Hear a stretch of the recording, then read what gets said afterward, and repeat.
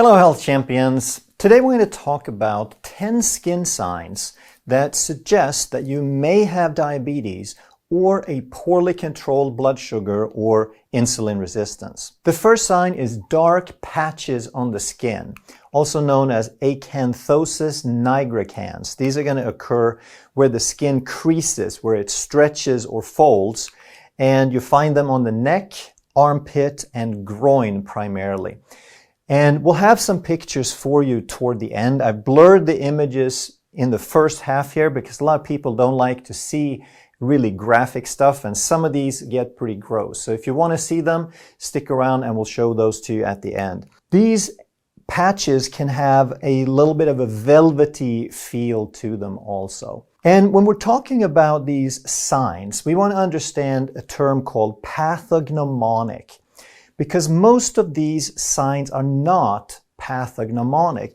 This means that if you have a certain sign, then you're almost certain to have a condition. And there are very, very few signs like that. And I try to point that out in my videos, that there are huge amounts of overlap between signs and symptoms. So we don't want to jump to conclusions. We want to understand the bigger picture, the mechanism, and then we can kind of collect and observe these signs and figure out what's going on. And in this video, we're going to talk about these signs as they primarily relate to diabetes, but also understand that that's not the only reason you can get these signs or even any skin sign.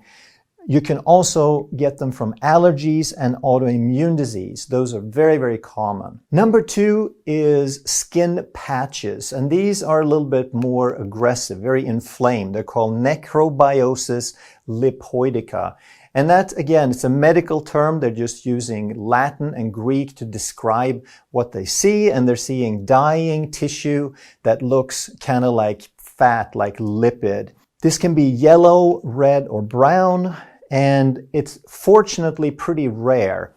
And they believe there's an autoimmune component to it because it's more common in type 1 diabetes than type 2 diabetes. Number 3 is male pattern baldness. And I wanted to bring this up because even though it's not really a sign of diabetes, it's often claimed to be related to insulin resistance. And that's not really correct. There are some studies that suggest it, but most studies suggest that there is no connection. What there is a connection to is testosterone, but not testosterone in itself. It's a byproduct called dihydrotestosterone, or DHT. But it's not even just the DHT, it is the number of receptors that you have for DHT. And that is coded by the X chromosome. So if you have a sensitivity to this, it's because there's a gene that promotes this that sits on your X chromosome. Now, men have one X and one Y chromosome. So if one X is faulty, they don't have a backup. Whereas women have two X chromosomes, and if one is bad, they still are very likely to have a functioning one. And that's why it is called male pattern baldness, that women very, very rarely get it. Now, while there is virtually no connection between insulin resistance and baldness in men, there is a slight connection in women, because if you are female and insulin resistant, then you will have more conversion of your estrogen into testosterone than you would have if you didn't have insulin resistance. So what that means is if you're insulin resistant, you're going to have more testosterone, more DHT, but you still have two X chromosomes to protect you from male pattern baldness. So it's still a very, very flimsy link. So while there are probably some nutritional aspects to baldness, it is almost entirely genetically determined and hereditary. But even if you have it in your family, it doesn't mean you're bound to be bald if your parents were. There's like a 50-50 chance. It can skip generations, it can affect one sibling and not another. So in my family, for example, my grandfather had a beautiful head just like myself, but my father and brother had some flawed heads that had to be covered with hair. And not only that, but their hair was so thick, almost like a sheep, you could bounce things off of it. Number 4 is hidradenitis suppurativa. Again, sounds like a big, scary word, but all it says is hydra means sweat, adeno means gland, itis means inflammation, and suppurare is about oozing. So all it says is that you have sweat glands that are inflamed and oozing. That means you get these boils that can be inflamed and painful and kind of turn inward. So they're called acne inversa also. Number 5 is blisters. These are fluid-filled blisters, often called bullosis diabeticorum. And there's nothing fancy about those blisters. It's just a condition, osis, of blisters that often happen with diabetics. And if you read up on this, they'll often say that they happen because of poorly managed type 2 diabetes. And I just want to comment on the word managed, because in the mainstream view of things, in the allopathic model, that's what you do with conditions and disease. You manage them. And what they're talking about is not getting you healthier. They're not talking about reversing the disease or helping you in any way except giving you a chemical to lower your blood glucose. That's what managing diabetes means. But in my mind, we want to think of this word manage a little differently. Manage means you keep it forever. So if you have a condition and you really like it, then you want to manage your condition so you can keep it for a really, really long time. But if you don't like your condition much, then do something to get healthier. Do something to make your body work better. And most people are shocked to find out, even having diabetes for 20 years, they're shocked to find out that you can actually reverse diabetes. Almost 100% of cases, if you just stop eating so much sugar and carbohydrate and you get some circulation and movement and activity in the body again. Number 6 is skin tags, and these are kind of similar to moles in a way. They stick out from the skin, but they're different because they're usually more like a flap that's kind of hanging down. They often occur around the eyes, on the neck again, and in the armpits. And they used to not have a strong connection to really anything about where they came from, but today they know that insulin resistance and high glucose is the #1 factor to promote skin tags. So if you can reverse your insulin resistance, you stand a pretty good chance of getting rid of most of your skin tags. Number 7, rosacea, is one of those words that really don't mean much. It's just really redness. So a lot of people will have rosacea and it will look in 1,000 different ways. It's often confused or used synonymously with eczema or even with psoriasis. But with psoriasis, we need to understand that psoriasis is not primarily a skin condition, even though it shows up on the skin. It's an autoimmune condition that's an arthritis. It's inflaming your joints. And this is a reason you want to pay attention to a lot of these, because even though they show up on the surface of the skin, it means there's something going on deeper down. Number 8, xanthelasma, are yellowish scaly patches. And this is exactly what the word says. Xanthos is yellow in Greek, and elasma is a plate of some sort. So they're just describing what they see. These are cholesterol deposits that you're going to find in the eyelid, especially on the inside toward the corner of the eye. And the patches themselves are harmless and painless and so forth. But again, they mean that there's something going on. You're not processing cholesterol properly. And even though I'm not scared of high cholesterol per se, it doesn't mean that cholesterol can't be a problem. If you don't know, if your body can't process it properly so it builds up, then that's not a good thing. But this is one word that you want to try to memorize, xanthelasma, because it comes in super handy if you like to play Scrabble. Number 9 is acne or acne vulgaris. We usually talk about this as teenage pimples. And even though teenagers in general don't have a lot of insulin resistance, they do eat a lot of sugar and processed foods, which is strongly linked to this acne. And number 10 is ulcers, not in the stomach, but on the skin. And these are non-healing open wounds. These are one of the biggest problems and the closest to a pathognomonic sign that you can find for diabetes, meaning that if you have this, you probably have diabetes. I saw an article where they talked about preventing diabetic ulcers. And I'm sure they were well-meaning. So they listed things like control blood sugar. But again, in their model, that simply means take metformin or insulin. They suggested exercise regularly, stop smoking, lose weight, and wash and inspect your feet daily.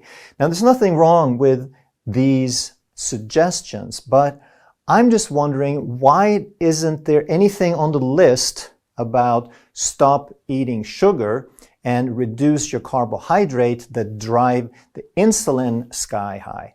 So I would want to add to this reverse diabetes. Okay, this is very different from controlling blood sugar. Controlling blood sugar usually means eat the same stuff but take metformin or insulin. Reversing diabetes means you change your lifestyle, so you allow your body to readapt to real food, low carbohydrate, protein, fat, vegetables, etc. And your body will very readily go along with that and reduce the insulin and reverse that adaptation. So a lot of people will watch a video like this if they think they may have diabetes or they be in the risk zone. But what I want to point out is, don't wait. If you look at this guy here, see how proud he is of his new car. If he's like most people, chances are his car is going to get better care than his body. Most people take better care of their cars than they do their bodies. And the question is, do you want to service the car before or after it breaks? Right? A $50 oil change is a whole lot easier than a $5,000 engine block or transmission. But why don't we do that with our bodies? Why do we wait for our bodies to break? Okay? Don't do that. So one way you can do this is check and understand your blood markers. When your doctor runs a blood test, or if you go do it on your own, don't just look at the reference ranges. Okay? You want your hemoglobin A1C to be less than 5.3. Okay, 5.4 is not a big deal, but don't let it slip away. 5.7 is usually the cutoff for pre-diabetes, and don't let it get there. Understand that 5.3 is better. If you're closer to 5.7, you're slipping. You're heading the wrong direction. Another test you want to do is insulin or C-peptide. Those go hand in hand because the body makes exactly 1 molecule of insulin per 1 molecule of C-peptide. You can test either one, but insulin is a little cheaper and a little easier to get. If you really want to, or if you're type 1, or if you're trying to figure out if you're making insulin, then you can also run C-peptide. But for most people, running a fasting insulin is totally adequate and a little bit cheaper. You want to have an insulin number under 5. If you're super insulin sensitive, it can be as low as 2 or 3, but 5 is still really, really good. The official range says that anything under 25 is good. If you're at 24, then they think you're still fine. No, you're not. You're 20 years in the direction of diabetes. So don't let that happen. Triglycerides is another great way, because if your body is processing fuel, it's going to suck up those blood fats, those triglycerides, and your values are going to be low. If you get insulin resistant, your cells start resisting triglycerides and the number goes up. So the official number is 150, but if you are insulin resistant, you can typically get up to 200, 300, 400. And you want to be really under 100. And most people on a keto or a low carb diet or intermittent fasting lifestyle, even if they're not extreme, they're going to find themselves between 50 and 80 for the most part. And one more marker that's useful is called VLDL, very low density lipoprotein. So you take your total cholesterol, you subtract the HDL and the LDL, you're left over with VLDL or remnant cholesterol. So these are triglyceride carriers. So it's just one more way to get more information about triglycerides basically. And the official number says anything under 40 is fine. No, it's not. Anything over 20, you're starting to slip toward insulin resistant. And you can see this as low as 8 or 9 or 10. Most people going low carb are going to be below 17 or 15 or so. I mentioned that diabetes type 2 is almost entirely reversible. Type 1 is a different story, that's autoimmune. You can manage it with the same principles and be healthier, but type 2 is reversible in almost every case. And how do you do that? Well, there's all these different styles and ideas and principles of eating. And I've done videos on all of these, so you can go check them out. Paleo means that we start eating more like our ancestors. We cut out the sugar and the processed foods and the grain and the dairy. So now you've already eliminated 80% of your carbohydrates. You've eliminated all your processed foods. So you're eating real food. You're eating meat and vegetables and things like that. Next step would be to tighten it up a little bit more. If you're really insulin resistant, if your body is really stubborn, now you cut out the sweet potato and you cut out some of the berries and you go more on the low carb, high fat. You count your carbs a little bit just to see where you are and you cut them even further. One step beyond that is a ketogenic diet. Now you cut your carbs down to less than 5% of your calories and you get into ketosis. So this is just a stricter version of the other two basically. And I want to point out a couple more that are often talked about. Ketovore is if you're eating really low carb, you're eating mostly meat, but you throw in a few non-starchy vegetables. And one more step would be carnivore, where you're eating only meat, which means no carbohydrate.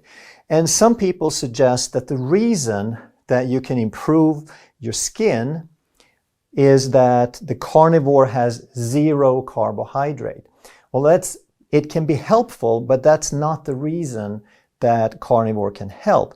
Because carnivore has, if you eat meat, it has protein. Protein is glucogenic. So you actually get more insulin stimulation on a carnivore diet, even though it's 0 carb, than you do a well-balanced keto diet. But the reason carnivore can help is that it's often more about allergies than just insulin resistance. And if you go carnivore, it's like the ultimate elimination diet.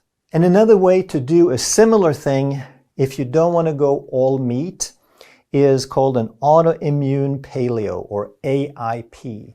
So now you start off with the paleo, you skip all the grains and the processed foods, but you also eliminate some of the common allergens. So you further cut out things like nightshade vegetables and things with lectins in them as well. So here you're eating a fair amount of meat and fish and so forth, but you're allowing yourself certain vegetables. And this works really well for some people, and carnivore works well for other people. So now for those who want to see those images, I'm going to flash through them pretty quickly, and then you can pause and take a look. I've left up all the notes for you. So first we have dark patches, acanthosis nigricans. We have skin patches, necrobiosis lipoidica. We have male pattern baldness. That's not so scary, I think. Hidradenitis suppurativa. We have blisters, bullosis diabeticorum. We have skin tags, rosacea, xanthelasma, acne vulgaris, and ulcers, which are non-healing open wounds. If you enjoyed this video, you're going to love that one. And if you truly want to master health by understanding how the body really works, make sure you subscribe, hit that bell, and turn on all the notifications so you never miss a life-saving video.